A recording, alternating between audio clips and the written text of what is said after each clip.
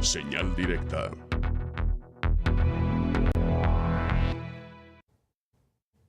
Saludamos con gusto al teléfono a la maestra María Elena Hernández con su colaboración. ¿Cómo está? Muy buenas tardes. ¿Qué tal, José Ángel? Buenas tardes. Muchas gracias por recibirme en este día aparentemente de asueto, pero para ustedes siempre de trabajo.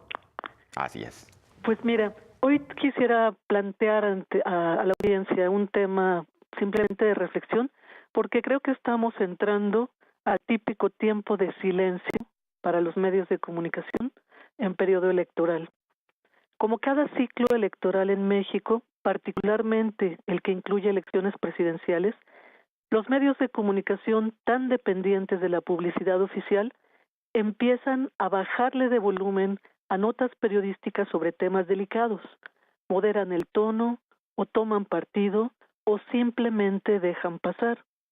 Este comportamiento sesgado, tibio, conveniente, antiético y muchas veces servil de ciertos medios es una práctica histórica en las relaciones medios-poder en México. Se trata de una aberración que en la era de los medios digitales se pone en evidencia con mayor rapidez, porque los ciudadanos tenemos ahora más ofertas informativas para contrastar y no nos quedamos solamente con las versiones de medios tradicionales, muchos de ellos comprometidos con el sistema. Dejemos en claro que también entre medios digitales y en las versiones digitales de grandes consorcios de comunicación, estas prácticas de colusión y de complicidad son evidentes. En periodos electorales es posible deducir más que conocer los arreglos, los acuerdos, las alianzas que ocurren cotidianamente entre los medios y los poderes políticos y económicos en México, tanto en los estados como al nivel federal. Por lo mismo, es tiempo de observar, de tener en la mira a los medios.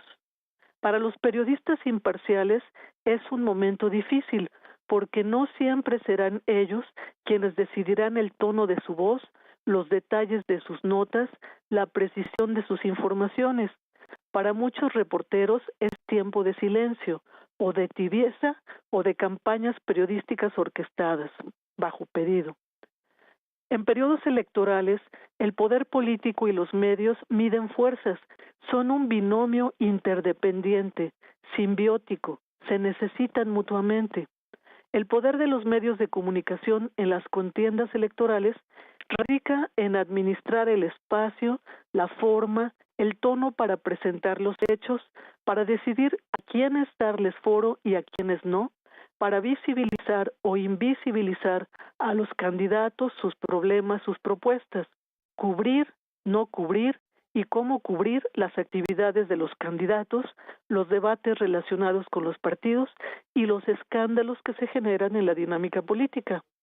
El poder del sector político sobre los medios es tanto económico como de control de acceso a la información. Es en contextos como el actual en el que se pactan los convenios publicitarios entre gobiernos, partidos e incluso sector privado con los medios. Convenios necesarios para la supervivencia de muchos medios, convenios que pueden anticipar un año de pago por publicidad en páginas de diarios o también de espacios en medios, se use o no. Convenios que pueden comprar pautas en programas informativos que incluyen entrevistas a modo. Convenios que llevan a algunos medios al sometimiento innecesario. No generalizo, no hablo de todos y cada uno de los medios y no digo nada nuevo. Lamentablemente los mexicanos sabemos lo que estoy resumiendo.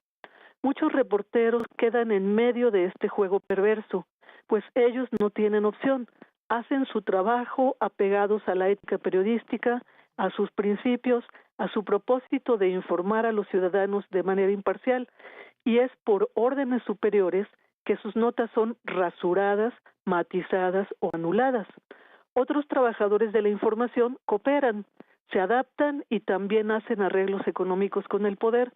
Son parte del sistema y no sé si podemos llamarlos periodistas. Es muy difícil documentar lo que se sabe tras bambalinas sobre cómo llega el dinero a los medios para suavizarlos, para callarlos, para comprarlos. A veces los medios se extorsionan, A veces los partidos o los políticos ofrecen, compran. Desde afuera, lo que podremos ver y escuchar se reduce a las omisiones informativas, a la parcialidad en el abordaje de los temas, a la tibieza y al silencio. Como sociedad, seguimos sin resolver la crisis que trastocó el modelo de financiamiento de los medios en el mundo y en México. En este contexto crítico, los medios mexicanos son sumamente dependientes de la llamada publicidad oficial.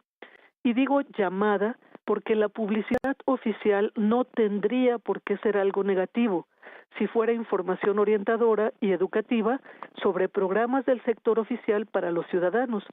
En cambio, lo que se paga como publicidad oficial es esencialmente propaganda.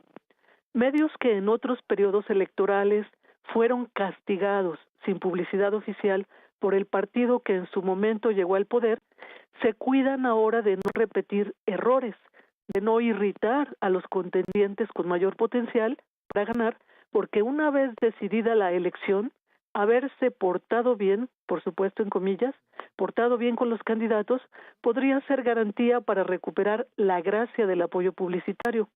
En esta carrera por el poder, algunos medios le apuestan a dos o más contendientes, incluso a todos, pero con cierta discreción. Los arreglos no solamente se ven en el campo económico con la compra de espacios publicitarios y compra de coberturas, también se aprecian en movimientos en las redacciones. A petición de las partes políticas interesadas, se dan cambios de reporteros e incluso de directivos en los medios. En lo local, en Jalisco, aún es pronto para dar ejemplos claros sobre la toma de postura de los medios en temas delicados, aunque hay muchos ejemplos, todavía falta por ver, y en función del contexto electoral.